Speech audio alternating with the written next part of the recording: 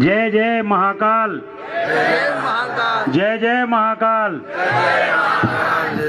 भारत माता की, भारत माता की, चंद्रशेखर आजाद जी की, चंद्रशेखर आजाद जी की, हमारे सभी गुरुजनों की, हमारे माता पिता की, हमारे सभी शिक्षकों की और हमारे जनप्रतिनिधियों की।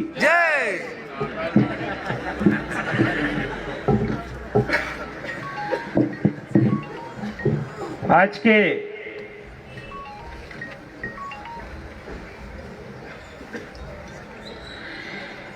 इस पुरानी पेंशन मनोकामना यात्रा एवं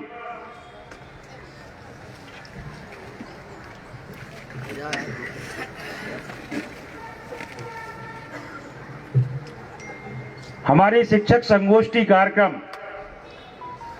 में उपस्थित हमारे माननीय सम्मानीय दबंग सांसद सम्मानीय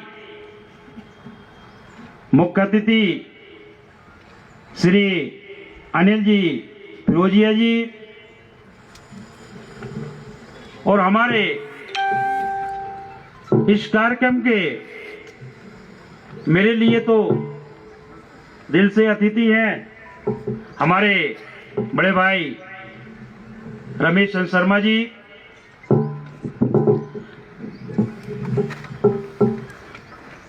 और इस कार्यक्रम में उपस्थित हमारे आजाद अध्यापक शिक्षक संघ के प्रांतीय सचिव भाई गोविंद सेन जी, प्रांतीय प्रवक्ता शांति तांबकार जी, सुनील परिहार जी, चांदमल पाटीदार जी, इस संभाग के संभागीय अध्यक्ष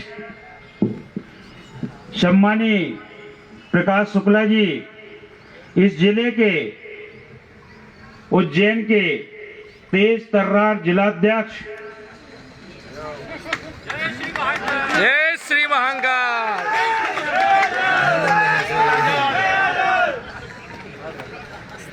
नाम लूं कि ना लूं?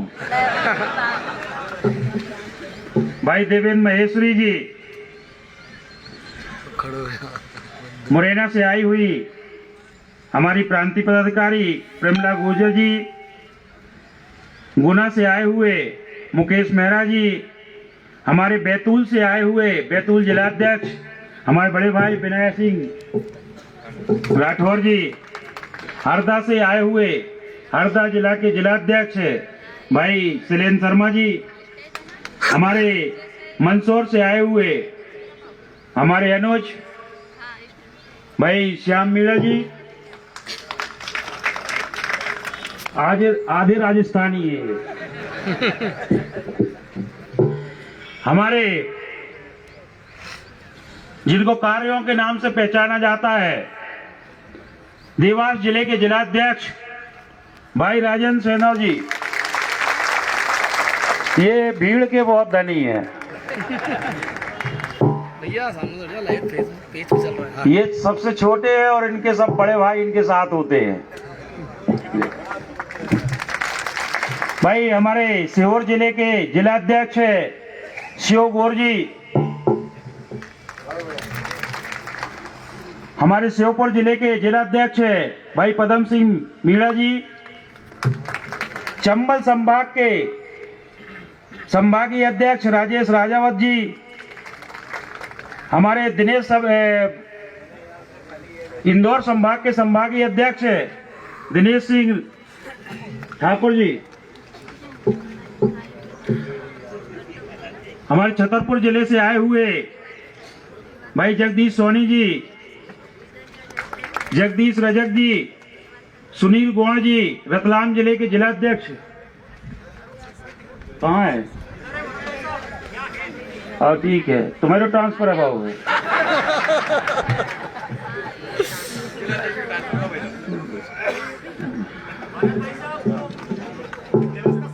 ठीक है, उपचुनाव में ज्यादा सपोर्ट कर दो हुए।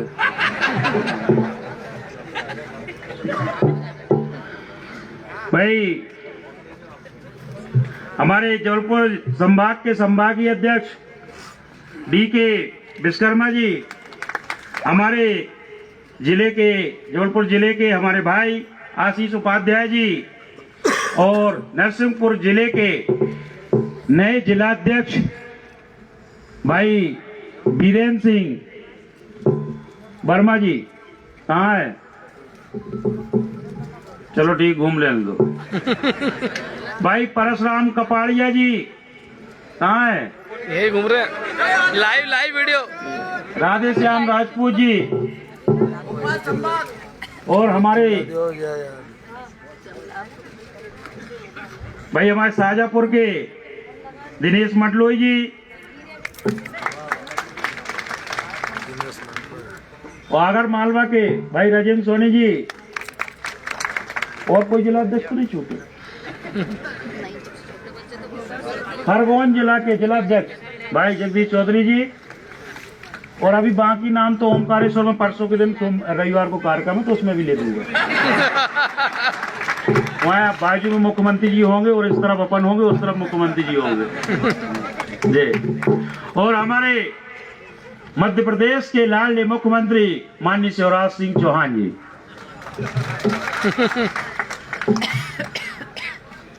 साथियों अब रिकॉर्डिंग थोड़ी रुको। आदरणीय सांसद महोदय जी, आपकी अनुमति हो तो डिटेल से चर्चा हो जाए थोड़ी। जय हो, जय आजाद। क्या है कि हम नहीं चाहते कि हमारे ये शिक्षक राजनीति करें, नेतागिरी करें, और हम ये भी नहीं चाहते कि इनके साथ कोई नेतागिरी करे। क्या बात, बहुत बढ़िया। तो सीधी सीधी बात हम भी कर लो, सीधी सीधी बात आप भी कर दो। बहुत बढ़िया।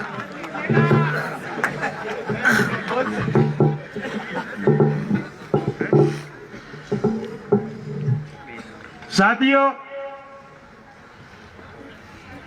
हम मध्य प्रदेश की शिवराज सिंह चौहान जी की सरकार के बहुत बहुत आभारी हैं और आगे भी रहेंगे।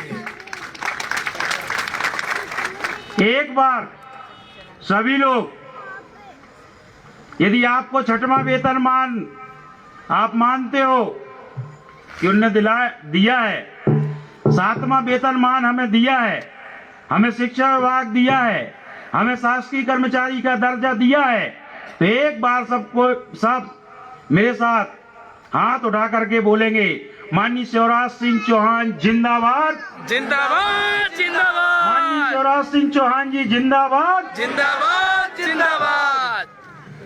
साथियों, आजाद अध्यापक शिक्षक संघ का हमेशा नियम रहा है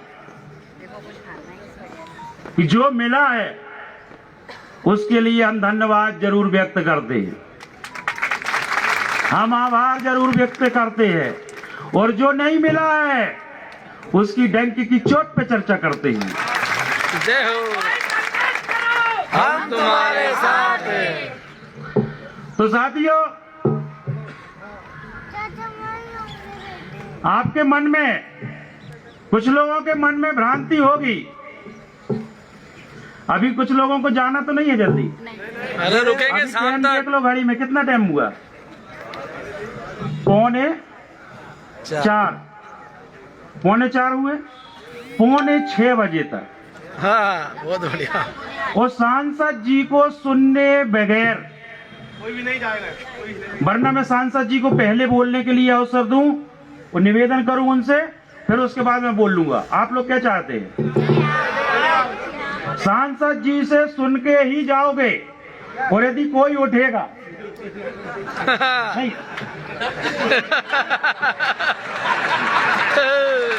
बहुत बढ़िया। आंदोलन हमारा जो है, सांसद जी को यहाँ पर रोकने का आंदोलन है।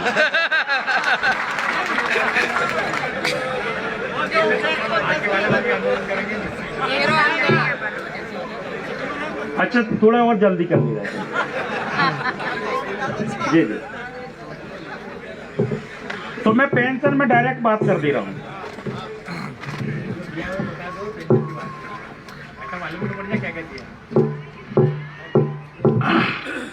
पानी देना।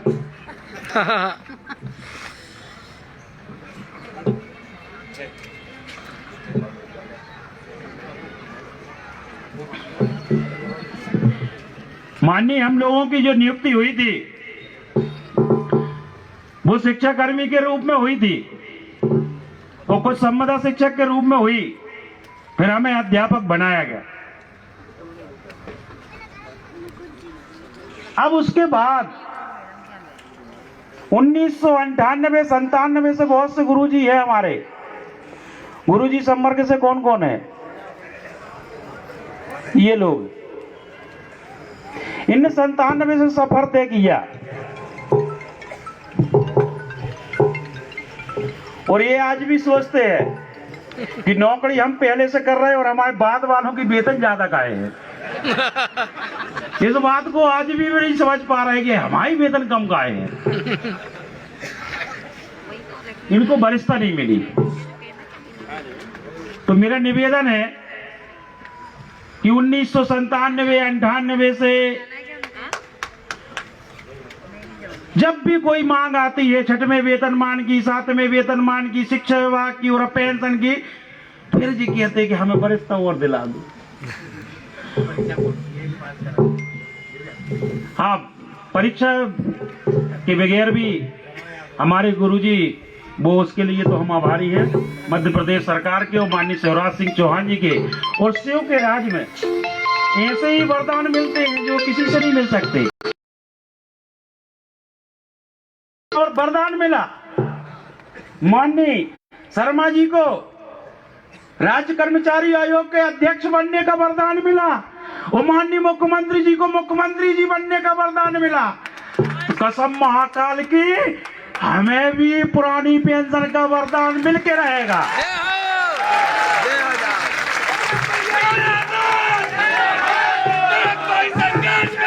हम तुम्हारे साथ हैं।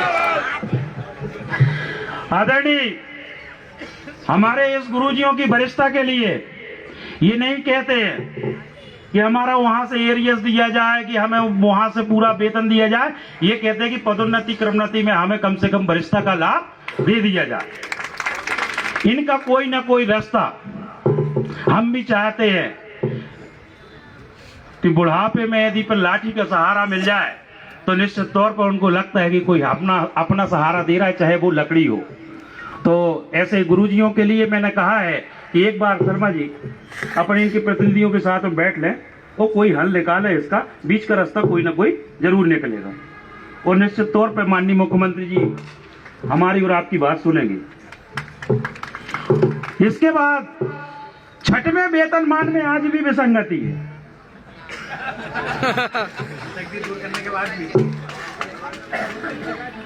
क्या हुआ कि 6वें वेतनमान में जब वो लागू हुआ कि विद्यमान वेतन से तत्स्थानी वेतन, हमेशा कर्मचारी का जब वेतन निर्धारण होता है, नया वेतन निर्धारण, तो विद्यमान वेतन से तत्स्थानी वेतन, जो उसका वर्तमान वेतन होता है उसके बदले में जो लागू वेतन होता है वो लागू किया जाता है। लेकिन जब हमारा गणना पत्रक अक्टूबर माह का लागू हुआ तो जो लोग माननीय मुख्यमंत्री जी की घोषणा का विरोध कर रहे थे, वे रात दिन विसंगति है, विसंगति है, विसंगति है करते करते उन्हें 6-7 महीना शहडोल से विरोध चालू किया और उस विद्यमान वेतन से तत्स्थानी वेतन की गणना पत्रक को निरस्त करवाने का काम किया। जबकि उस गणना पत्रक में एक सुधार होना था कि 2001 और 2003 के जो हमारे संविदा शिक्षक संवर्ग के साथी थे उनको 3-3 वेतन वृद्धि का लाभ यदि प्राप्त दे दिया और अतिरिक्त दे दिया जाता तो वो सबकी समस्या समाप्त हो जाती। लेकिन उसमें क्या हुआ कि जो 6 माह की अवधि पूर्ण होने पर वेतन वृद्धि की पात्रता मध्य प्रदेश के राज्य के और केंद्र सरकार के सब तमाम कर्मचारियों को होती है कि 6 महीने की अवधि यदि उसकी एक दिन भी ज्यादा है तो उसको एक वेतन वृद्धि की पात्रता होती है। उस अवधि को कुछ गुणाभाग करने वाले अधिकारियों ने 9 माह कर दी, और 9 माह करने के कारण हमारे 2006 से लेकर के और नीचे वाले जितने भी हमारे संविदा शिक्षक से जो 2006-08 से नियुक्त है, उनकी एक वेतन वृद्धि का नुकसान हो गया, 2-3 हजार रुपए का। और फिर उस गणना को विद्यमान वेतन के आधार पर तथा स्थानीय वेतन के आधार पर न करके वर्षों के आधार पर कर देने के कारण यह हुआ कि इनकी एक ग्रीन कार्ड की वेतन वृद्धि भी चली गई। जो इनका व्यक्तिगत वेतन था वो वर्षों के आधार पर होने के कारण वो एक ग्रीन कार्ड की वेतन वृद्धि का भी नुकसान हो गया। तो हम चाहते हैं कि ये मामला जीवन में कभी भी सुधर सकता है। एरियस जो है, किसी को यदि क्रमोन्नति नहीं मिलती तो रिटायरमेंट होने के बाद भी उसको मिल जाती है, इसका हिसाब किताब हो जाएगा, इसकी ज्यादा चिंता नहीं करो। लेकिन पेंशन ऐसा मामला है जिसका अभी बयाना भी नहीं हुआ है। तो हम चाहते हैं जो क्रमोन्नति का मामला है, जो 2006 से 8 से 9 से जिनके 12 साल 13 साल 14 साल 15 साल हो गए, मैं मानता हूं कि आपकी क्रमोन्नति प्रमुख सचिव, स्कूल शिक्षा विभाग और आयुक्त लोक शिक्षण द्वारा रोकी गई है और जानबूझ के रोकी गई है। और मैंने इस संबंध में माननीय मुख्यमंत्री जी से और माननीय स्कूल शिक्षा मंत्री जी से अवगत करा दिया है कि इसमें मामला ये है कि जो व्याख्याता हैं उनके नियोक्ताकर्ता जो होते हैं वो आयुक्त हुआ करते हैं, और जो उच्च श्रेणी शिक्षक उनके नियोक्ताकर्ता जेडी, और जो सहायक शिक्षक उनके नियोक्ताकर्ता कौन होते हैं? डीओ। उसी प्रकार से हमारा जब शिक्षक संवर्ग में 1 जुलाई 18 से हमारा अध्यापक संवर्ग शिक्षक संवर्ग में आया, तो हमारे भी नियोक्ताकर्ता सेम उसी प्रकार से कि उच्च माध्यमिक शिक्षक के नियोक्ताकर्ता कौन हुए? आयुक्त, और जो जेडी है वो माध्यमिक शिक्षक के नियोक्ताकर्ता हैं, और जो प्राथमिक शिक्षक है उनके नियोक्ताकर्ता कौन है? डीओ। लेकिन इनने क्या किया है कि 2014 में आयुक्त को व्याख्याता की क्रमोन्नति न करना पड़े, इसलिए आयुक्त ने अपने पावर का ट्रांसफर जो है वो व्याख्याता की क्रमोन्नति करने के लिए जेडी को कर दिया, उनको अपने पावर ट्रांसफर कर दिए, और जेडी ने अपने पावर ट्रांसफर जो है उच्च श्रेणी शिक्षक के वो किसको कर दिए? डीओ को। तो अब वर्तमान में कौन करता है? व्याख्याता की क्रमोन्नति कौन करता है? जेडी, और उच्च श्रेणी शिक्षक की और सहायक शिक्षक की क्रमोन्नति कौन करता है? डीओ करते। तो अब उनका कहना यह है कि हम जब व्याख्याता की नहीं करते क्रमोन्नति, आयुक्त का कहना है, तो हम उच्च माध्यमिक शिक्षक की क्रमोन्नति क्यों करें? भले हम नियोक्ता करता है। तो जब तक आदिम जाति विभाग में ये क्रमोन्नति का झगड़ा नहीं है, क्योंकि वहां पर जो नियोक्ता करता अधिकारी है वही क्रमोन्नति कर रहे हैं, और यहां पर जो आयुक्त हैं वो कहते हैं कि हम क्रमोन्नति नहीं करेंगे, वो जेडी से करें।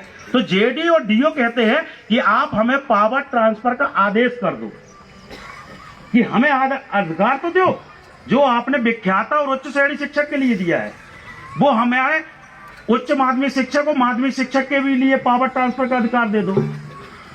तो वो आदेश आज तक वित्त विभाग से और समान प्रशासन विभाग की सहमति से इनके द्वारा जारी नहीं किया गया, और 28 अक्टूबर से वो फाइल 2021 से जो चल रही कोरोना की टाइम से वो आज भी प्रमुख सचिव महोदया के पास है।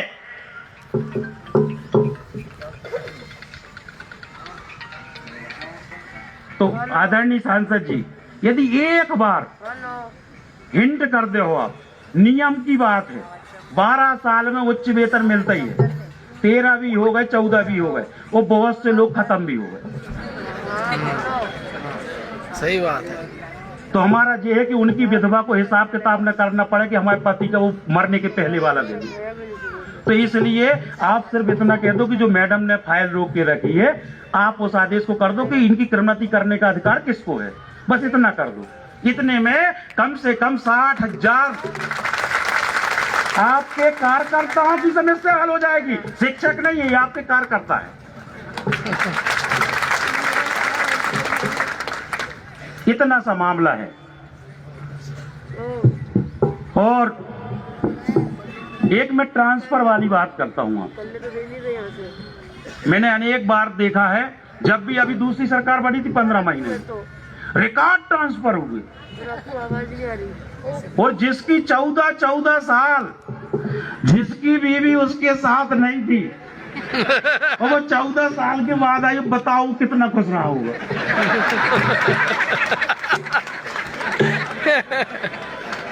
और अभी भी बहुत से इनकी लटकी है, तो अपन उनके खुश कर दे तो क्या दिक्कत। भरत भैया संघर्ष करो।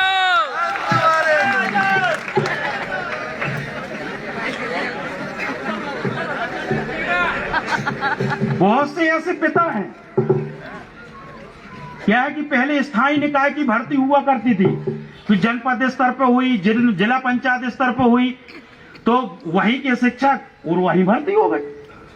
अब हमारा उज्जैन का शिक्षक श्योपुर में भर्ती, इधर की बेटी जो है डिंडोरी में भर्ती हुई, मंडला में भर्ती हुई।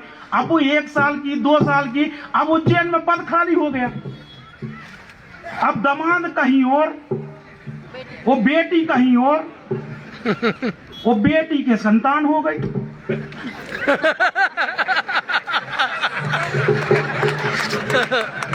वो के बाद ससुर बार बार कह रहे कि मुख्यमंत्री जी अब लड़का बच्चा हो गए हैं, अब तो भिजवा दो वापस। तो हमारे कहने को मतलब जो है कि हमारी बात नहीं मानो, कोई बहन के भाई की बात नहीं मानो, लेकिन कम से कम किसी बेटी के पिता की बात तो मान लो कि हमारी बेटी यदि पर वहां ट्रांसफर होके नहीं आएगी तो हमारा दामाद बेटी को छोड़ ना दे। सही है, बिल्कुल करेक्ट। तो ट्रांसफर के मामले में अभी भी बहुत से ट्रांसफरों के आवेदन, आपने 50,000 ट्रांसफर के आवेदन लिए, 75,000 ट्रांसफर के आवेदन लिए, वो करे 5 के। अब कई के कोर्ट में केस चल रहा है। हम सही बता रहे, हमसे फोन जो आते हैं वो क्या कहते हैं, भरत भाई 9 महीने से मेरी पत्नी नहीं आ रही।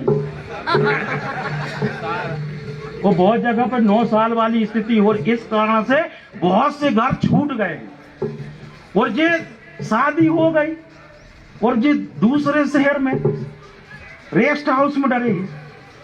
तो हमारा कहना है कि उस जिले में यदि पद खाली है तो निश्चित तौर पर उनको आदान प्रदान कर दो, इस जिले का उस जिले में कर दो, उस जिले का उस जिले में कर दो।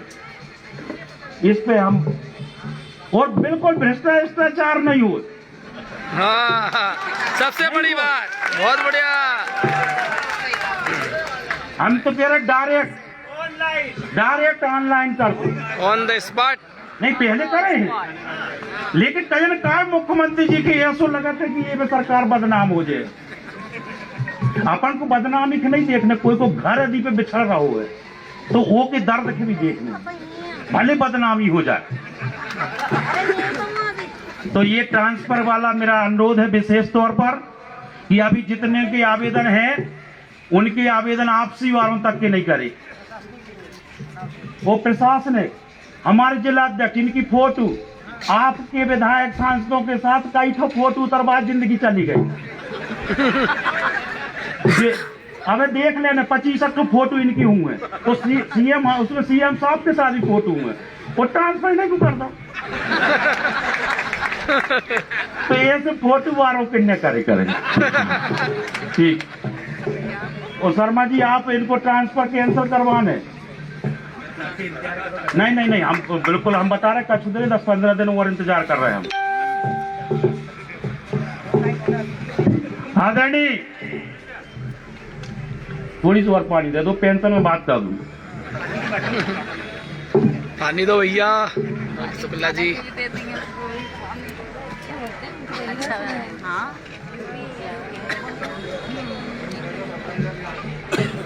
पेंशन के मामले में आदरणीय शर्मा जी, हम इस बात से बहुत दुखी है कि हमारी भर्ती 98 से हुई, 97 से हुई, 2001 में हुई, 2003 में हुई, 2005 में हुई, 2007 में हुई और फिर जितने भी साल है होती रही। लेकिन जब 1996 से 5वां वेतनमान लागू हुआ तो प्रदेश के सारे कर्मचारियों को 5वां वेतनमान मिला,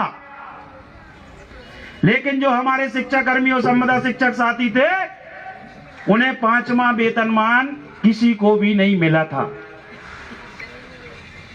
फिर भी हम संतोष करते थे कि हम पंचायत विभाग के कर्मचारी, हमारा कोई ना कोई उद्धार करने वाला कोई ना कोई मध्य प्रदेश में मुख्यमंत्री होंगे। और हमें आशा थी माननीय शिवराज सिंह चौहान जी पर, और उनने वो हमारी आशा पूरी की। लेकिन हमारे साथ हुआ क्या? मध्य प्रदेश के और भारत देश के तमाम कर्मचारियों को 2006 से 6वां वेतनमान दिया गया, लेकिन ये कौम बैठी है जिसको 2016 से 6वां वेतनमान मिला है 10 साल बाद। फिर भी हम जितना 2006 से 6वां वेतनमान लेने वालों ने कभी माननीय मुख्यमंत्री जी को और आपके मंत्रियों को, विधायकों को कभी एक माला नहीं पहनाया, लेकिन हमें 2016 से मिला। हमने जहां जो मिले विधायक, जहां जो मंत्री मिले, हम लोग थैला में माला लिए रहते हैं कि आपने दिया है तो आपका स्वागत है, धन्यवाद, आपका आभार। हमें 10 साल बाद मिला, फिर भी हमने आभार व्यक्त किया। सबको 1 जनवरी 2016 से 7वां वेतनमान मिला। ये कौम बैठी है जिसको 1 जुलाई 2018 से 7वां वेतनमान मिला, हमको 2.5 साल बाद मिला। फिर भी हम माननीय मुख्यमंत्री जी का आभार धन्यवाद व्यक्त करते हैं कि कम से कम हमें अछूतों से दूर तो किया। हमें अछूत कर्मचारी के रूप में जाना जाता था कि हम एक अलग श्रेणी जीनी जाती थी हम लोगों की। हमें संतोष है कि चलो ठीक है, हमें 6वां तो मिल गया, हमें 7वां तो मिल गया। अब सब शासकीय कर्मचारी कहलाते थे, हम स्थानीय निकाय के कर्मचारी कहलाते थे। हमारा ये निश्चित नहीं था कि हमारा मंत्री कौन, पंचायत विभाग का कि स्कूल शिक्षा विभाग का कि आदिम जाति का कि कौन। लेकिन बड़े मुश्किल से अब तय हुआ कि हमारा मंत्री भी शिक्षा मंत्री। बड़े मुश्किल से पूरी जमानी ने कर दी जब पिताजी को पता चलो।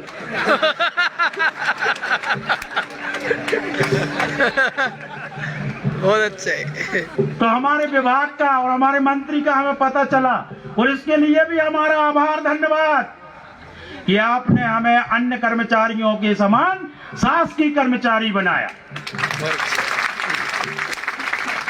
लेकिन अब हम भी शासकीय कर्मचारी और वे भी शासकीय कर्मचारी, हम भी शिक्षक और वे भी शिक्षक, हम भी स्कूल शिक्षा विभाग के शिक्षक और वो भी स्कूल शिक्षा विभाग के शिक्षक। अब अंतर क्या है? हमको 5वां बाद नहीं मिला, कोई दुख नहीं है। हमको 6वां 10 साल बाद मिला, फिर भी हम खुश हैं। हमको 7वां 2.5 साल बाद मिला, फिर भी हम खुश हैं। लेकिन सारे पाप का हमने करेगा कि वही स्कूल से बेरिटायर हो तो उनको 40,000 पेंशन, और वही स्कूल से हम रिटायर हो तो हमको 800 रुपये पेंशन, 560 भी थी। तो माननीय हमारा ये दर्द है कि माननीय मुख्यमंत्री जी ने हमारी स्थिति 15-16 सालों से आर्थिक तंगियों से जूझते हम 6वां और 7वां का इंतजार करते करते, शासकीय कर्मचारी का इंतजार करते करते इस स्तर पर आए हैं कि आज हम दिल से बोलते हैं कि हमारे साथ में जो मध्य प्रदेश सरकार ने किया है, हमारी 7 पीढ़ी उसका एहसान मानते हैं। लेकिन आज ही दो हमें 7वां वेतन और कल हम रिटायर भाई फिर आ गए 800 पे। तो तुम्हारा दो न दो सब बेकार हो।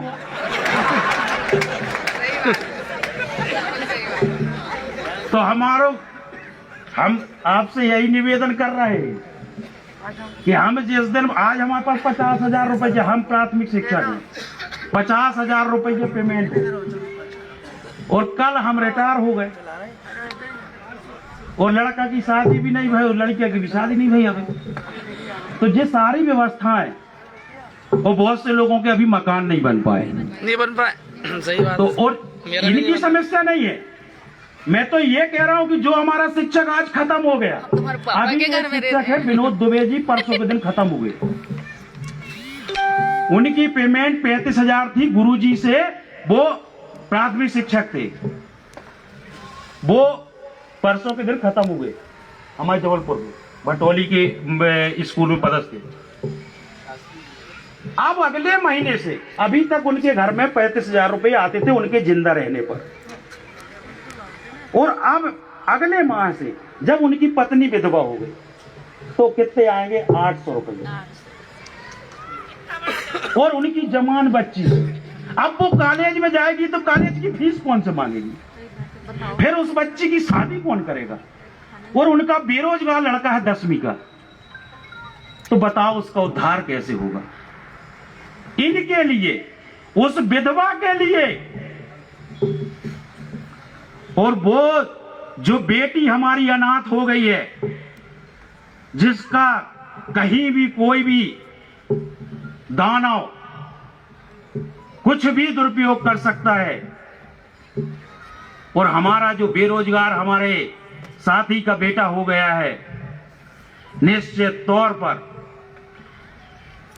हमारा सरकार से निवेदन है कि कम से कम इनके 5-6 लोगों के परिवार को जीने की पेंशन तय कर दे।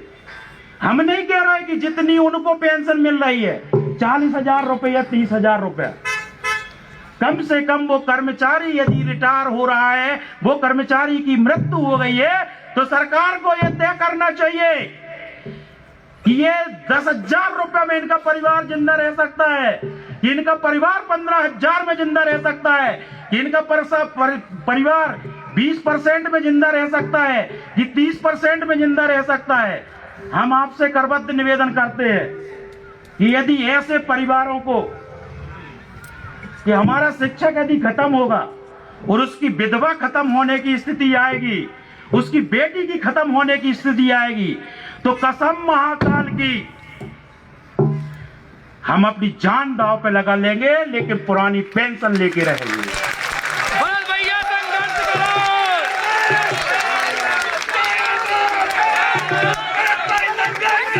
हम तुम्हारे साथ हैं, हम तुम्हारे साथ हैं।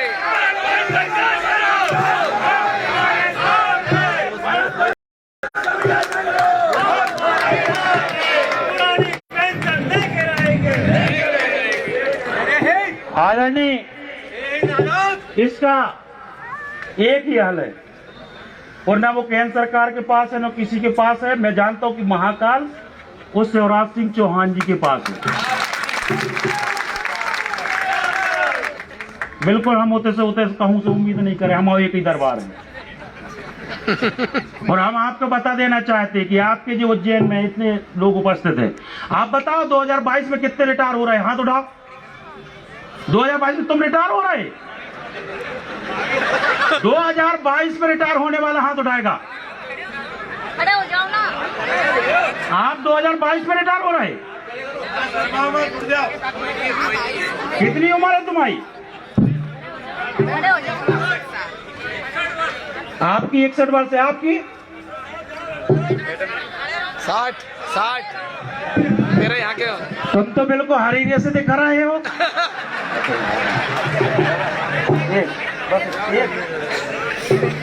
तो ये मुश्किल से कितने हैं?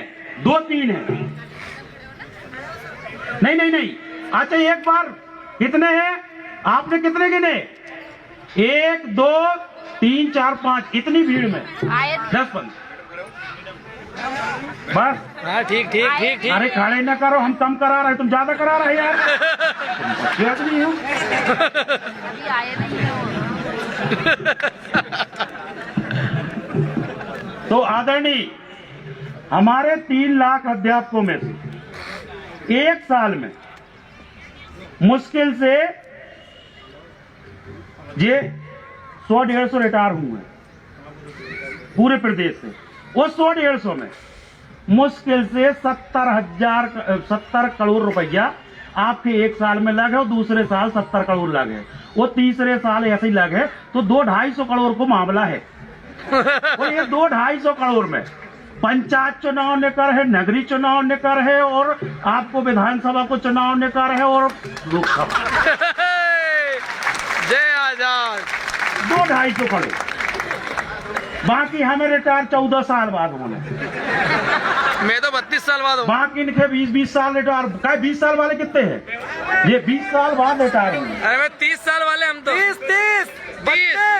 साल 30 बचे हमारे 30-32 साल 32 नए हम। तो हमारा कहने का मतलब ये है कि ये 100-150 जन रिटायर हो रहे हैं, और इनका मैं बता दे रहा हूँ कि 1 रुपया सरकार का नहीं लग रहा। आप तो इसका मैं उदाहरण बता देता हूँ, कुछ प्रमुख सचिव और ये सचिव आपको सरकार को गुमराह करते हैं। यदि पर 2 शिक्षक हमारे रिटायर हो रहे अध्यापक संवर्ग वाले, तो औसतन हमारी पेमेंट है 40,000 रुपये, कोई की 65 है, कोई की 35 है। तो 40,000 वाले 2 रिटायर होंगे तो कितने हो गए? 80,000 रुपया महीना के। 40 वाले 2 तो 80,000, और हम 2 रिटायर हुए तो पुराने वाले कितने हुए? 4। तो 4 रिटायर हुए तो उनकी पेमेंट 80,000 रुपये। तो 4 भी रिटायर हुए तो 3,20,000 उनके भाई, और हमारे 2 रिटायर हुए तो 80,000 हमारे हुए, तो होगा 4 लाख रुपये महीना। अब 4 लाख रुपया महीना में जो पुराने वाले हैं उनके आधी पेंशन दे दो आप 4 लाख में से, तो उनके 40-40 हजार दे हो तो 1,60,000 उन्हें दे दो। अब 6 मास्टर रिटायर हुए तो 6 भर्ती कर दो, तो 25-25 हजार के 6 भर्ती कर दे तो 1.5 लाख उन्हें चले गए। तो कितने हो गए? 1,60,000 और 3,10,000 हो गए। 4 लाख खर्च होते सरकार के, और हमारे 2 पुराने नए वाले जो रिटायर भाई 40 वाले, इनके 20-20 हजार दे दो, फिर भी बचत में सरकार। तो होगा कितने? 3.5। सरकार का 50,000 रुपया महीना की बचत। क्या बात है, बहुत अच्छे। हम रुपया फायदा मारू बता रहे हैं सरकार को, पैसा भी बचे, और 2 स्थानीय निकाय भी चुनाव निकर है, पंचायत भी निकर है, और विधानसभा, और 200-250 करोड़ में,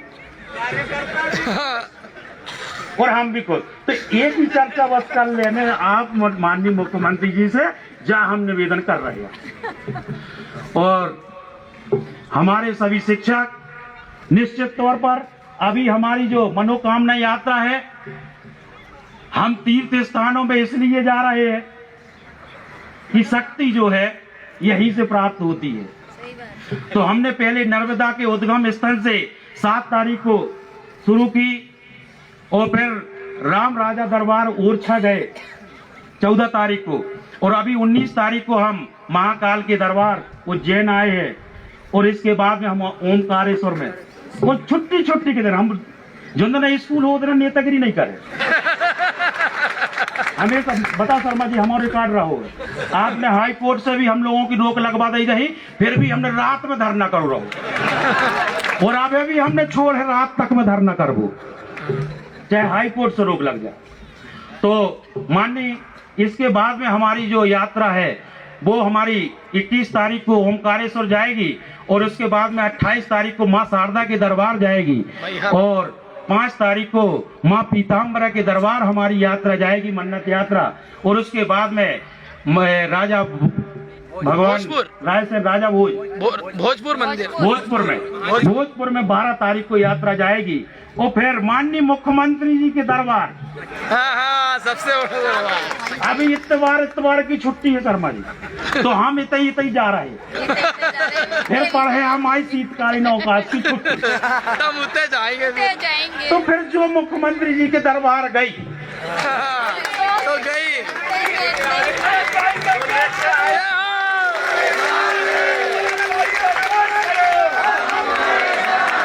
अभी 19 तारीख को जो उज्जैन के दशहरा मैदान में है, और 25 तारीख को भोपाल के दशहरा मैदान में। और हम जैसे आपसे आमंत्रित करो है, क्या कि हमारे माँ साहब बतात रहे सविते की कि हमने कही आपके चहेते नेता कौन है, तो कई सांसद जी हैं। और हमारे मध्य प्रदेश के अध्यापकों के चहेते नेता कौन? शिवराज सिंह चौहान। 25 को उनके आमंत्रित कर रहे हैं अपन। और आदरणीय मामला 200-250 करोड़ को है। सीधा सीधा चुनाव निकल सीधा गणित। तो आपने इतना समय दिया, आपको भी बहुत से कार्यक्रमों में जाना है, इसलिए मैं अभी और अन्य चीजों की चर्चा करूंगा आप लोगों से, जिन मामलों पे आप लोगों को किसी प्रकार की शंका है, कोई समस्या है। लेकिन माननीय सांसद जी को मैं चाहता हूं कि उनको आशीर्वाद वचन अपन को हमको प्राप्त हो और वे हमारी बात को माननीय मुख्यमंत्री जी तक पहुंचाने का कार्य करेंगे और हमें हमारी समस्याओं का निराकरण करवाएंगे, ऐसी हमें आशा और विश्वास है। धन्यवाद। जय हिंद, जय भारत।